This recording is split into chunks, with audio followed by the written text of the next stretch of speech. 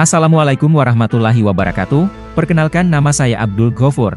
Kali ini kita akan membahas tentang tahapan dasar yang dilakukan oleh seorang manajer proyek.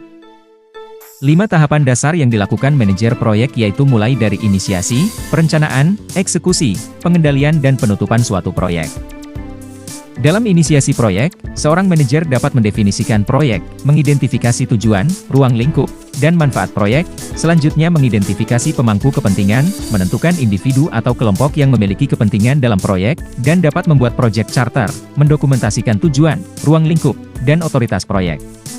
Selanjutnya tahap perencanaan proyek, seorang manajer proyek harus dapat membuat work breakdown struktur atau WBS, membagi proyek menjadi bagian-bagian kecil yang dapat dikelola, kemudian menentukan estimasi waktu dan biaya, menghitung perkiraan waktu dan biaya yang dibutuhkan untuk menyelesaikan proyek, lalu mengembangkan jadwal proyek, membuat timeline untuk menyelesaikan proyek, selanjutnya mengidentifikasi risiko proyek, mengidentifikasi potensi risiko yang dapat memengaruhi proyek, dan dapat membuat rencana mitigasi risiko yaitu mengembangkan strategi untuk mengatasi risiko proyek.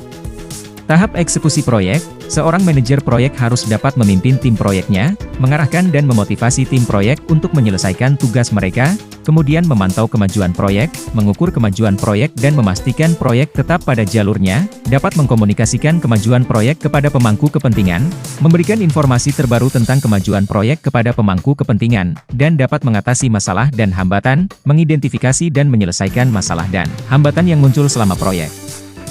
Manajer proyek harus selalu memantau dan mengendalikan proyek yang dikerjakan, memantau kinerja proyek, mengukur kinerja proyek terhadap baseline yang telah ditetapkan, kemudian melakukan analisis Earned Value Management atau EVM, membandingkan nilai yang direncanakan dengan nilai yang sebenarnya untuk mengukur kemajuan proyek, mengidentifikasi dan menyelesaikan masalah yang memengaruhi kinerja proyek, dan dapat melakukan perubahan pada rencana proyek jika diperlukan.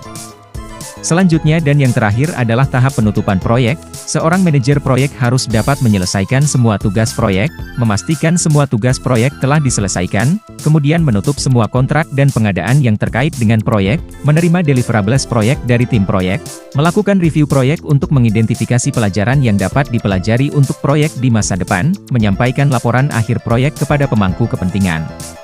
Sekian dari saya Abdul Ghafur, mohon maaf bila ada kesalahan dalam penyampaian. Terima kasih dan sampai jumpa.